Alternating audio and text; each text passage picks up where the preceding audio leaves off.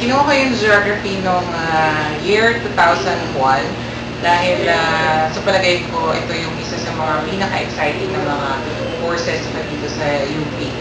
Exciting dahil nakakarating ka kung saan-saan mga lugar, pero at the same time marami kang mga konsepto na magagamit para mas malaman mo yung mga lugar na pinupuntahan ng mga panahon na yun. At hanggang sa kasalukuyan naman ay may mga ganong kaming mga ginagawa na we go on field trips, may na talagang nakakapag-encourage sa mga estudyante na mas maging maintindihan kung ano yung inaaral sa geography. Why geography? Geography enables me and others to answer questions about what the world is. My most memorable experience in the department was doing fieldworks.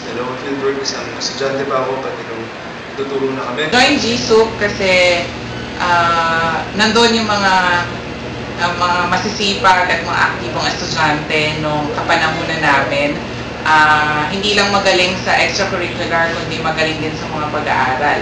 At masasayang mga tao, mga taga-GSUP, at talagang maasahan mo sila hindi lamang sa kasiyahan, kundi sa mga akademikong mga gawain.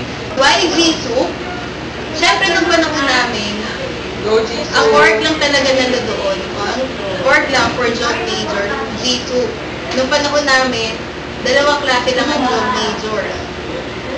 GSUP member or others. Pag cool ka, GSUP ka.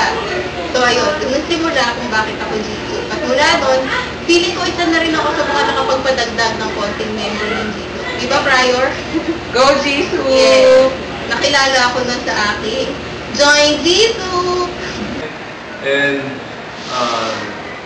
GSUP, my most memorable experience organization was having discussions on what geography is on an area outside the classroom. The organization offers opportunities for that, and aside from the real good company from my friends, dahil kay Gobs.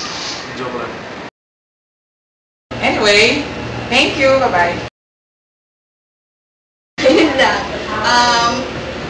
Good luck.